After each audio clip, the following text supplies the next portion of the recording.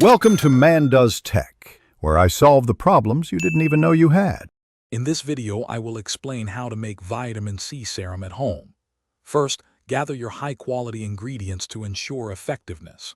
We'll walk through each step, from selecting the right components to mixing them perfectly.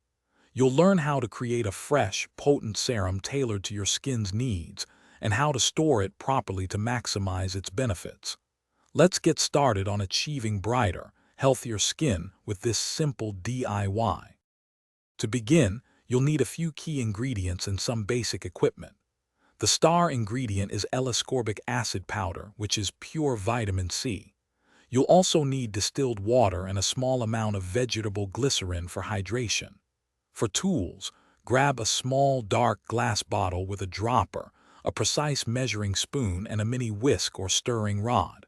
Remember, cleanliness is crucial, so sterilize everything beforehand. Now let's mix your serum. Start by adding 1/4 teaspoon of L-ascorbic acid powder to 2 tablespoons of distilled water in a small, clean bowl. Stir gently until the powder is fully dissolved, which might take a minute or two. Next, incorporate 1/2 teaspoon of vegetable glycerin.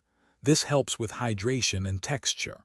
Once everything is well combined, carefully transfer your fresh serum into the dark glass dropper bottle. Using your homemade vitamin C serum is simple. Apply 2 to 3 drops to clean, dry skin each morning before your moisturizer and sunscreen. For optimal freshness and potency, store your serum in the refrigerator.